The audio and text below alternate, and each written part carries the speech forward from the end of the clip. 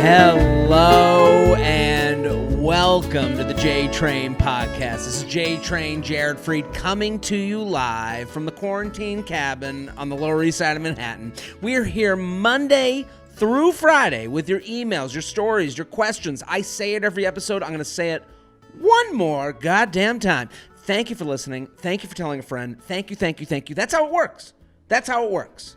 I don't got a billboard. I don't got commercials. I got you. That's it. I got you, your two ears, and your big fat mouth. And that's how you tell it. You let a friend know, a brother, a sister, a mama, a papa, anyone with ears. You let them know. And I keep putting out the funnies. That's how it goes. That's how the whole circle of life works. Ooh. And why don't you tag me in your Instagram story? Let's do that on a very special Wednesday episode of the podcast. Why don't you go make it your Instagram story right now? Tag me. I'll send you a heart. I'll let you know I'm seeing you. Maybe I'll repost you. Maybe. I can't promise anything. I can promise a heart because I feel you in my heart. And if you're out there and you haven't checked it out on YouTube, the feedback from YouTube has been very cool because I was always against YouTube. The numbers aren't as high. It's always, again, this is what gets you to move. When your pants don't fit, you lose some weight. So when I see YouTube land popping off a little bit, the comments, I love the comments there. I'm going to answer. I'll answer any comment in the YouTube. If you comment on YouTube under this video, I will respond. Any question you have, anything, you write a question in the comment section, I'll answer it on YouTube. So maybe that'll help get you guys on the YouTube bandwagon because I love that we're doing this every day for your quarantine content. I got a lot of emails. I'm going to do 3 rants. It's going to be coronavirus rant of the day, charcuterie chat, luxury lounge, and then I got quick hit questions. Does that all sound good to everyone here? Yeah? And listen, if you're new to the show, I answer emails and I give advice. I'm not an expert. I've never said I was an expert. I never asked for this. I never asked for this issue that everyone comes to me with their issues. But listen, it's now my responsibility. And I answer the emails from my own perspective as best as I can. Listen, all of these issues could be answered any way. So I'm just here to give perspective from my 2 eyes. And what I always say is we're all very much alike. I know right now in this crazy mixed up world, we want to think that our neighbor's an evil piece of shit and we're good, but really we're all 10% away from each other. And I've been through most of these situations, and I just put myself in the shoes of the people writing in. So let's go to the emails. Very excited. jtrainpodcast@gmail.com. The emails keep getting, I put aside a whole group, and now my side email group is even bigger than, I can't even get to all these. Let's do J-Train, when a guy sends you a picture with a baby in it, it's his niece or nephew. Is there any ulterior thought to this? Yeah, this is one of those things that you'll find out after. I can't tell you the end of this movie. You need to start you need to stop looking for one thing to turn you. I know on You Up, on my other podcast, we play a game called Red Flag Deal Breaker, but that's not how life works. You don't see one thing and then go, goodbye. It's a resume of shitty things that you're not into. That's what it is. So this, to me, when someone sends me a picture with them and a baby, I go, oh, they want to let me know they're a parent. They're a parent figure. They want to let me know that they're, so I think you have to put this in the mix. A picture with a guy with his niece on its own doesn't live in a vacuum. It's a picture with a guy and his niece, and then has he fucked you yet? Has he not fucked you? Does he speak in language that seems like it's rehearsed and written like it's for a rom-com? Is he kind of a bullshit artist? And then all of a sudden, it's not, hey, send me a picture, and then it's him with his niece, and he goes, oh, that was the other day. And you go, that could be fine. That could be an honest person who's like, yeah, I just want, but if there's no mention of the niece or nephew, and then all of a sudden he's like, and here you go, and you still haven't seen his penis, I would say that he's a bullshit artist and he's trying to let you know that he is a person of, but I don't think it's a reason to end things, just something to put on the resume of, is this person a bullshit artist or not? So is this, if I got a picture from like, I do think anyone who sends you a picture that's a single person with their niece is trying to let you know, I'm a parent figure, I'm thinking of these things, but again, it has to go on the resume. jtrainpodcast@gmail.com. jtrainpodcast@gmail.com. To come shot or not to come shot. Facial edition. This one's not going to be the episode for Mommy and Daddy. Hi, Jared. Thanks for keeping me sane during the quarantine. I look forward to hearing your rants every day. On to the question. And if you look forward to my rants, tag a friend. Let them know. That's a good way, little entryway. On to the question. My boyfriend asked if he could come on my face. Is this degrading? I told him I thought it was, and he didn't agree. I looked it up, and some people think it's just because guys watch a lot of porn. Others think it is, in fact, a domination tactic for sickos. Not to sound conceited, but we all are narcissists, and my face is very pretty. The idea of him wanting to shoot cum all over it like it's some used-up tube sock is very unsettling. On the other hand, I want to help him live out his sexual fantasies because I believe he'd do the same for me. What do you think? I want to do it for him, but I need your help getting over the fact that I currently perceive it as a piggish act. Well, I want to say one thing to you. You contradict yourself. I want to help him live out his sexual fantasies. No, you don't. That's just not the truth. If you're going to exchange, if you said, if someone, because at this point the ship has sailed, I would feel uncomfortable doing it to you because I know how you feel about it now, that you don't like it. The idea of a sexual fantasy is that you're heading into the no judgment zone with someone. If you trust them enough, you have to trust them enough to go into the fantasy and then leave the fantasy. That's the whole, if you're going to have sex with a partner that's your boyfriend, my boyfriend, you said it's your boyfriend. So if I went to my girlfriend and I was like, yeah, I want to come in your face, and she was like, oh, come on, don't treat me like one of your sluts in your fantasies. It's like, well, then I've been judged. I thought I was going into this zone of non-judgment where we were going to trade off sexual fantasies. So I think it's like, for you, you got to look in the mirror. You're not as cool as you thought you were, and that's okay. But don't go in to your boyfriend and say, I want us to explore our fantasies, and then get judgy of his fantasies. It seems like this was a conversation. It's not, I mean, it's one thing if he came to you and was like, hey, I've been thinking I want to come on your face, and you were like, we're at dinner. What's going on right now? I would understand that's, okay, that came out of left field. But if you're like, hey, I want to like fulfill what your sexual fantasies are, what your dreams are, what gets you off. And he's like, hey, and he trusted you enough to tell you what gets him off. You've broken that trust.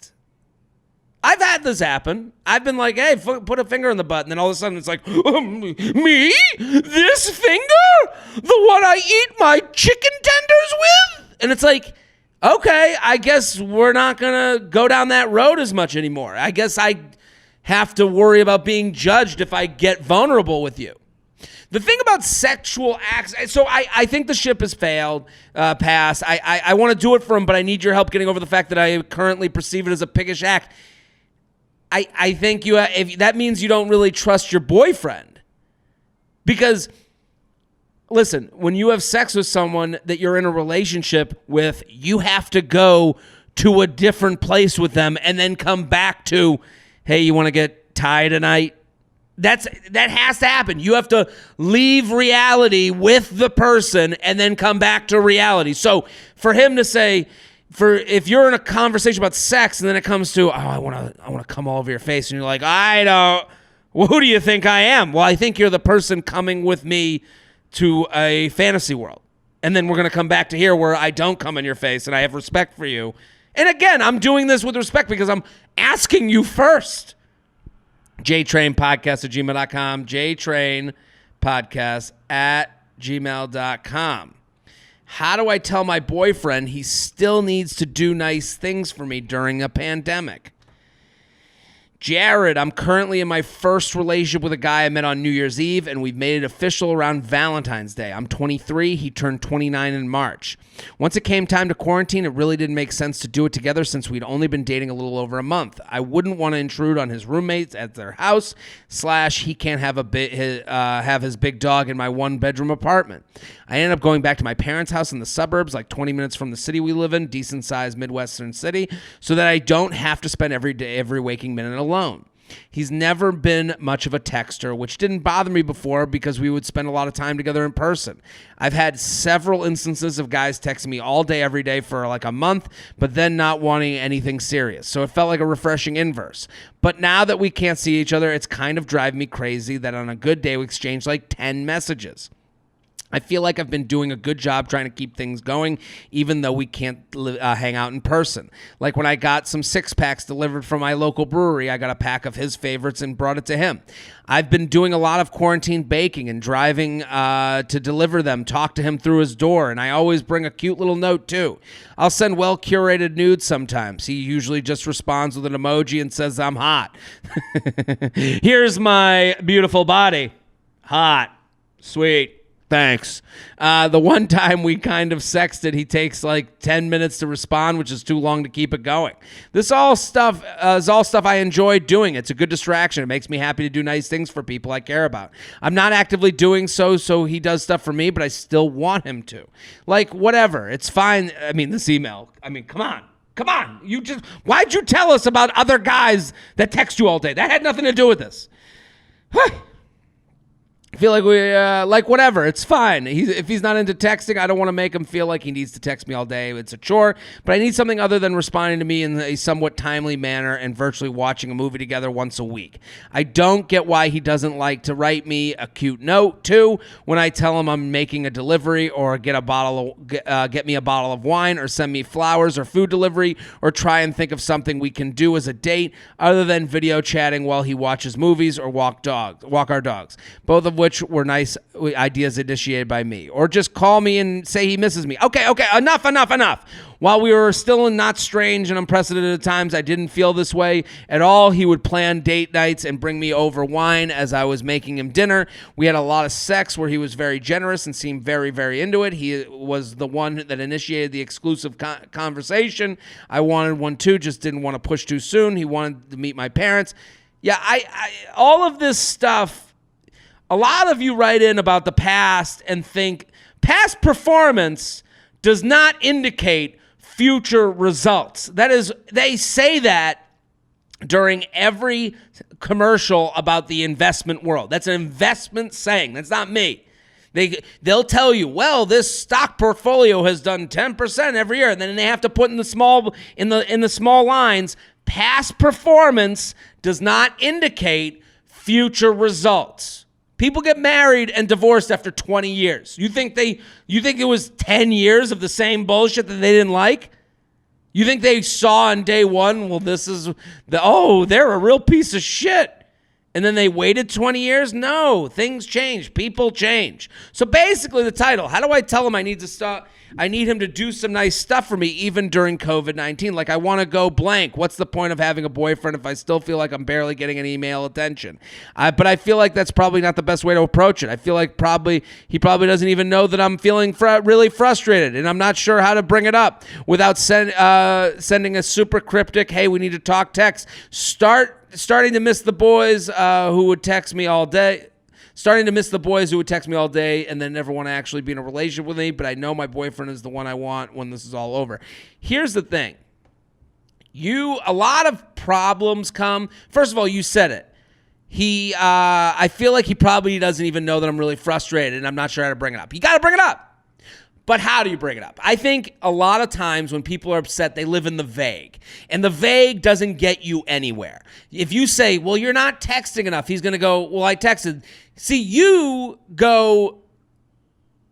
write in your fucking novel, on a good day, we exchange like 10 messages. So now you're keeping score. You say you like doing these things for him and you don't expect anything in return, but you just wrote to me, I want him to do these 7 things.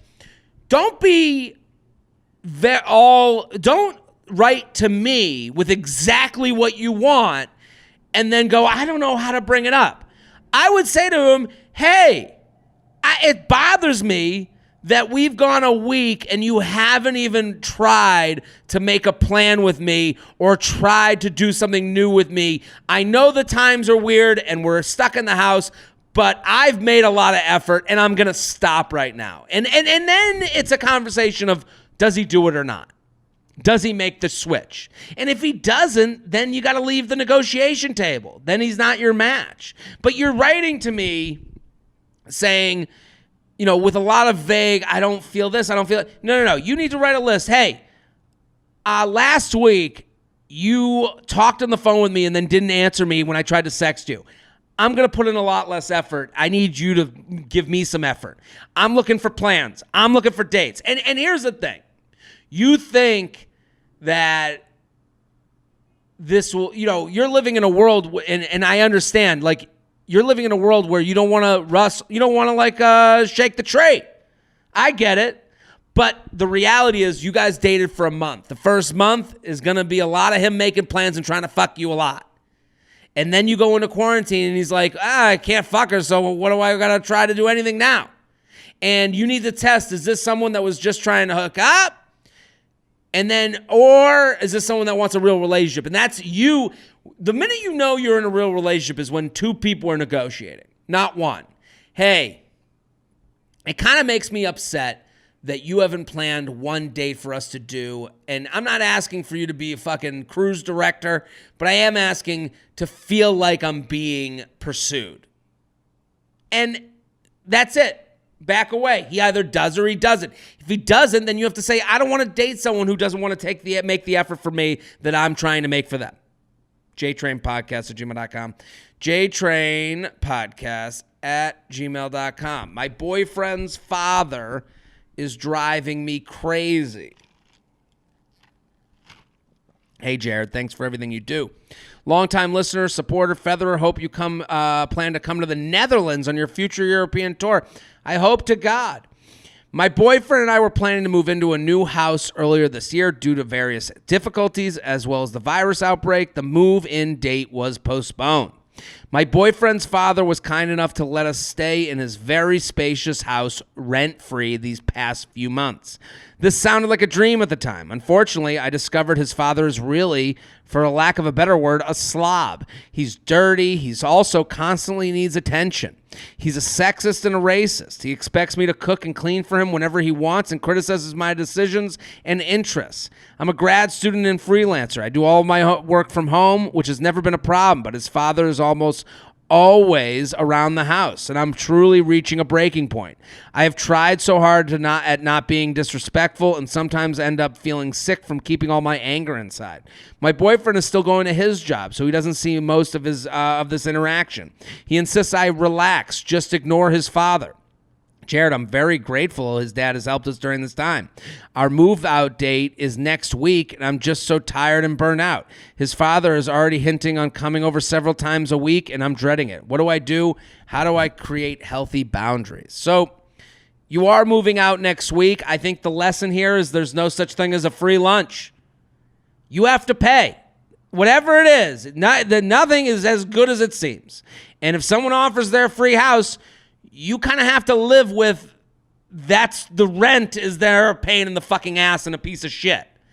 And I'm with you. Like, this sounds like a horrible situation. I think when you start paying for your own place with your boyfriend or wherever you guys are moving, yeah, well, that makes it easier to be like, hey, he's not coming over. I think you also have to let go of the past. I understand that, like, he may have said, he was saying that he wants you to cook and all that. At a certain point, you have to go, he gave us a place to live. It wasn't easy, but also not paying for rent makes life easy in other ways. Okay, that was a period of time. You have to give him room to come back. But that also includes you don't have to feel like he has an open invitation to your apartment. Once you start paying for your apartment, you got the keys. You got the lock. You can lock the door. You can say, hey, Friday night is not good for me, but would love to have you over on Sunday. Then you can start getting ahead of planning for events for when he comes over. But just because he let you stay at his place, again, that there was rent, and the rent you had to pay is to deal with his fucking piece of shit ass. But now that you're out, that was a nice gesture he did, but you don't have to pay him back for the rest of life. You can go to your new place and be like, hey, now you know the beast you're dealing with. I think you can look at this as a positive. Hey, I want my dad to come over. Well, I got this, and this going on, and I know he's going to make me want to do this, and that, and cook the food, and I'm going to have to listen to his racist tirade. I'm going to he can come from Sunday from 2 to 4. Now, when you're paying rent, you get a lot of freedom because you get to make the rules. You don't have to listen to someone who says to you, well, why don't you find a new place, and holds that over you. jtrainpodcast@gmail.com, jtrainpodcast@gmail.com. Sending a very insulting breakup text. Should I refrain? Okay, let's go. Also, I am sponsored on the J Train podcast. These episodes are not sponsored, but I make sure to mention the sponsors because listen, I want them to keep coming back, and right now you want to make sure the sponsors are happy. But every sponsor offers something for you, the listener. So I'm going to read these sponsors, and I want, if they can help your life, then you use the code, and then they help me. So it all, again, circle of feathers. Postmates, no contact deliveries are now available. Support your local restaurants and get $100 in free delivery credit when you download the Postmates app and use code JTRAIN when you sign up. That's $100. Feels CBD. I love CBD. Feels make me feel a little better. I do like CBD. I'm getting into it. Get 50% off your first order at feels.com/JTrain. FEALS.com/JTrain. Best Fiends. I love this game. I'm addicted to this game. Get it today on the App Store or Google Play. That's Friends without the R. Best Fiends. That's a great trip from your brain, I'll tell you that. Ritual Vitamins, the obsessively researched vitamin for women. Fill in the gaps in your diet. Get 10% off your first 3 months at ritual.com/JTrain. So go support the sponsors.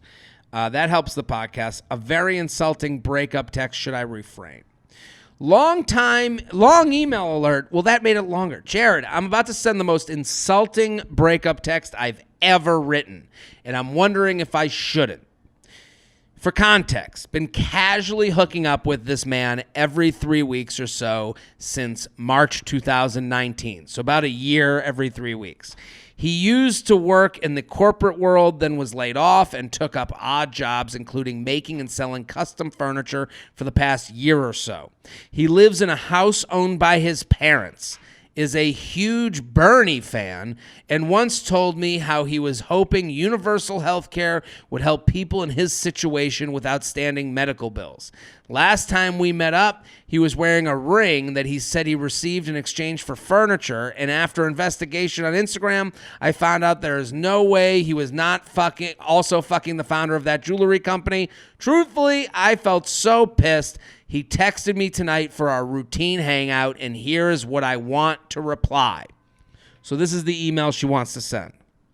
I tried to get out of this months ago, but our last hangout, I couldn't help but lose all respect for you. When you told me you exchanged furniture for a ridiculous lug nut to wear on your finger, which you could buy from Home Depot for 50 cents and no one would know the difference, I was so repulsed. You can't pay your medical bills, and that's the kind of decision you make. There are millions of unemployed who would jump at the kind of income opportunity right now, and then to think that you are banking on a presidential candidate to implement a healthcare system that would allow you to kick your feet up while taxpayers like me are funding it. You are smart and physically able, and it sickens me to see that a capable person would choose to let others pull his goddamn dead weight. This includes what I assume is your rent-free living situation that is a result of the hard work of your family. Good luck to you, buddy, and kindly fuck off and get a grip. Woo! Woo! You go, girl! Side note, I tried to end things with him in December and he convinced me otherwise, which is something I want to avoid. Is this message too harsh? Or am I just selfishly looking to hurt him in the way that I feel hurt, even though we owe each other nothing? He is a sensitive person. Please let me know your thoughts. Thank you for all you do. Sorry, we're also both 29, if that matters. I could kind of tell what age you were. I'll say this. You should not send this text. Sending this text is what is the reason this is still going on a year later and you have all this resentment for him. You wrote a lot of things in this email that, could also be tweeted out by some person with their own political leanings. So a lot of these things are just resentments you held against him because you feel lied to. You feel that you are being let down by the negotiation of what this relationship should be. I get why you're mad, but I also don't think you're giving yourself enough credit. You're mad because you found out he's fucking someone else, but he still doesn't care enough about you to even care that he's hurting you. And he keeps coming back. But you are a part of this problem as well. And I think that's probably why you want to send the angry text. I mean, his support of a presidential candidate, his background, that all plays into why you're mad that he thinks he can call you to fuck anytime he wants. But when you send the text like this, that shows how much you care. That shows that he has a hold over you. And his response is going to be, I'm sorry, all lies and I'm sorries and reasons for why he's not a bad person. And, oh, you're right, I shouldn't, and I shouldn't have never been with her, and I do care about you. All it's going to be is lies when all you need to do is get away from this situation. You need to run. I think writing this out might help you, but also throwing it away will help you too.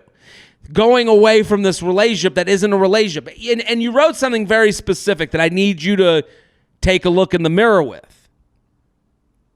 Side note, I tried to end things with him in December, and he convinced me otherwise, which is something I want to avoid.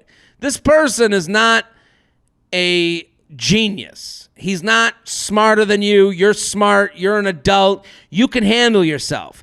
The fact that you give him this much credit that he could pull one over on you, and I don't know what he promised in December, but I know that you knew what you wanted, and it wasn't to date someone that was fucking someone else and then wearing the ring that other person gave them while they tried to fuck you. So at that point, you can kick away from the negotiation table and say, hey, we're done. And you didn't. And that's okay. You live and learn. But this text is not you living and learning. It's you living and blaming someone else because you kept fucking them. So, again, it's time to grow up. This guy sucks. I agree.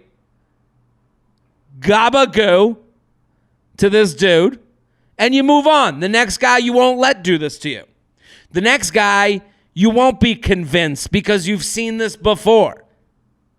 Relationships, no relationship should be regretted. They're all good. They all taught you something. This is as good as any other relationship you were in because it let you know the type of guy that you want, the type of person, the cues that, oh, wow, that happened last time. I'm not going to go down that road. But delete this text. It's not going to help you. If anything, it's going to be the reason you guys are hooking up a year from today.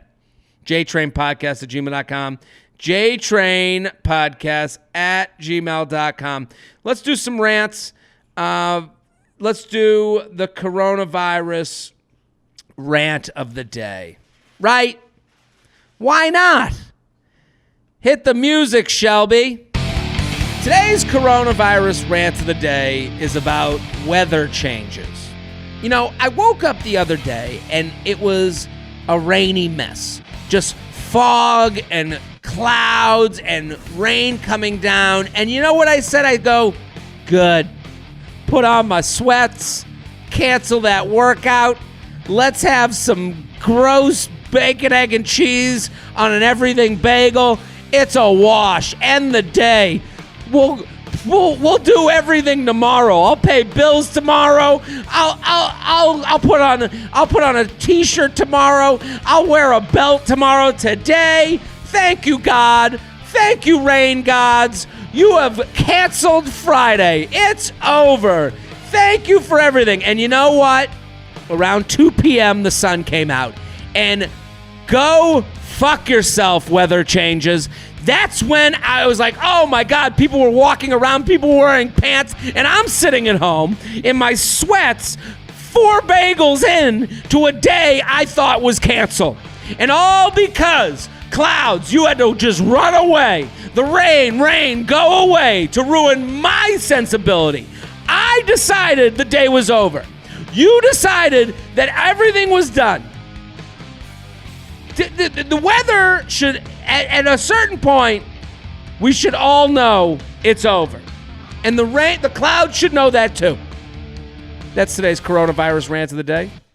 You can send your rant to jtrainpodcast@gmail.com. That's jtrainpodcast@gmail.com. Let's do the charcuterie chat. Every day we talk a little bit about charcuterie. I love the ones I'm getting sent in. Hit the music, Shelby. Today's charcuterie chat is about too much meat on the board. Now, I understand that when I see a charcuterie board, I want to see thought put into the proportions. I don't want to just see a mess of cheese. Like, we all love cheese. I get it. Cheese, delicious. Ooh, so good. Makes me shit. I get it. We love cheese, but it all has to relate. That's the beauty of a charcuterie board. You had to make decisions. Meat here and different types of meat. But now there's this brand of board that is just completely meats. And you know what? It's because of their insecurities. It's usually from men who want to let you know they're a man. They can't look you in the eye and not let you know, no, I got a strong medium penis, I swear to God. So they have to put 400 pounds of prosciutto on it to be like, yeah, because I like meat and I ain't no vegan. And it's like, doth protest too much, Chadwick. We know. The more meat you have on the board, the more I know how self-conscious you are. You can't put a nice cheese on there. You can't put a little bit of fruit. You can't switch it up with some fun crackers that you got from the section of the store that was a little artisanal. You are showing your lack of security. The more meat there is, the more that guy probably drives a fucking Hummer and steps out of it, and he's 5'6", and he just wants to let you know how much money he has. Just because there's a lot of meat in the board doesn't make you more of a man. It makes you less creative and more self-conscious, and we can all see it. That's today's charcuterie chat. You can send in your charcuterie chat to jtrainpodcast@gmail.com. That's jtrainpodcast@gmail.com. We'll do the luxury lounge tomorrow. Let's do some quick hit questions. I love these quick hit questions. Hit the music, Shelby. There's no Jewish men on the apps. What's my next best option for meeting someone? Do you have Jewish relatives? Jews love to set people up. Go let the mishbucha know. Matchmaker, make me a match. Find me a find. Get me a Jew. Shady if they haven't connected on IG after multiple FaceTime dates, both in young 20s. I don't know. I think some people hold their social media profiles back and then let you into that world. I think if you're looking at that, then you might not like the person enough. If you can't, why don't you send a friend request? Why don't you send a follow? Obviously, but I don't think everyone you went on a few FaceTime dates with that you haven't met yet is hiding things from you. So live in that reality. No one is being completely honest with you. You, in the beginning, need to realize, did I have fun enough time on that FaceTime date to do the next FaceTime date? What to do if you strongly dislike your housemates, but you're basically stuck at home? A lot of walks. I would buy some really good headphones, throw those on, listen to some podcasts, take a trip up here, and the rest will follow. Can I window tap someone now who window tapped me a while ago, but I never responded to his tap. Now, the window tap is when you go like 30 of their pictures in a row, and you're like, I'm here, I'm hard, hello. So she's saying that a guy liked a bunch of her pictures in a row. She didn't respond. Here's the thing about a window tapper. They'll take your tap back anytime. They're always ready to receive because they know the way they acted then. Now you're ready. The window tap was created by people who didn't want to get turned down. So you never turned them down. All it was received, okay, not right now. Now you're getting to them. They'll be cool with it. If I was a side girl for a while, could I become his girlfriend, or did he lose respect for me? I think you are caught up with the past. Again, past performance does not indicate future results. That's for the person you're dating, and that's also for you. So just because you did doesn't mean you will. You have to make the change, though. You have to give him the new contract that you've written up, the new proposal. You worked on the side chick proposal. Okay, you agreed to that contract. That's fine. Now you're saying, hey, I'm not going to be answering the side chick calls, but I will do a date. And he'll say yes or no. You're making it a personal thing, which it's not. He doesn't think of respecting you or not. He thinks of, do I want to make you a responsibility of mine or not? More than before. And he will say yes or no. But I don't think, if you want to date this person, hey, that was fun. I wouldn't hold it personally against him for agreeing to the contract that you guys both lived in. Hey, that was a lot of fun. I'm looking for something different. I'd love to explore it with you. And if you don't want to do that, that's fine. But I'm not going to be hanging out with you late night as your side chick. How to deal with long distance, planning, over planning, awkward amount of planning.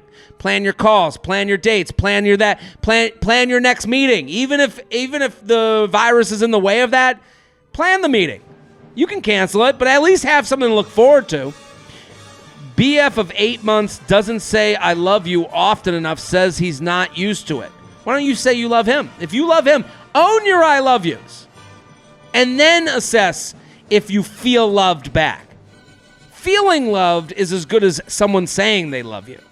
So you give out as many I love yous. Don't keep I love you score. My coworker flirts with me every day. I think I'm leading him on because I'm too nice. What do I do? I would, this is a really tough position, and it looks like it's a woman writing in. I can't say I understand this position, and the advice I give lives in the way I would act, but I know how the social parameters of being a woman are way different, and you might not feel comfortable, but I would let them know, hey, this is not how I interact with people at work. I understand I like you as a person, but I'm not looking to get romantic. So it feels like this is flirty. Maybe I've misread that, but I just want to let you know I'm not looking to make this more than just a friendship or a work friendship. And the problem with that is he could come back and be like, well, what are you talking about? But the minute you say that, now you start on like a new time, now you've gotten off the highway of vague, and at least you have let him know that you're off that highway. And he can never come back at you and go, well, you were being so nice. No. Remember when I said before that this is a friendship? This is how I interact with friends. And if you've taken that to another level, then you didn't listen to me before. What is the minimum number of bed sheets a man should have? I live with my girlfriend now, so I have added a sheet thanks to her love of an extra sheet. But I was always bottom sheet, comforter, done. How to not overthink seeing X on Tinder. How old or current is it? I think if you see an X on Tinder, the reason it feels bad is because you go back to the relationship. But the relationship is over. They've moved on. And listen, you've moved on, but obviously this person seeing them made you feel a certain way. You need to understand that looking back ain't going to let you move forward. So, how long have they been on? It doesn't matter. What does that help you? No. You had a relationship. It was good. It ended. You're a better person for it. New quarantine listener. Who is Shelby? We got to get Shelby on here. Shelby, say hello. He's our producer. The voice of a generation. Hello, Shelby. Say hi to our listener. Hello. Guy was so eager saying nice things until we hooked up and he stops. Wasn't it all an act? I think the sad realization that the ladies should know is everything they're doing is to try and fuck you. Yes, and yes, they're trying to get to know you too, but also to fuck you. If you live in that world, you might, be able to navigate this a little bit better. And I'm not to say that like guys could be trying to fuck you and get to know you. But fucking you really has nothing to do with, the sad reality is that like when a woman's like, oh, I can't, when I hear women are like, oh, I can't get off in this situation or in that situation, it's a very different thing for a man. I'm like, I could bust one off in the fucking middle of an alleyway while my mom's giving me a massage. And it's like, that's kind of the difference. Like this guy may have said a lot of things that, to have sex because getting to know you is side by side with trying to fuck you, but not intertwined. And I know that sounds gross. I get it. When do you think you're going to fly again? The minute I am booked for a show and we're allowed to do it, I'll be on that Delta flight. Ooh, I miss you, Delta. I miss you. I miss you. I miss you, Biscoff. That's our podcast. Back next episode. Boom.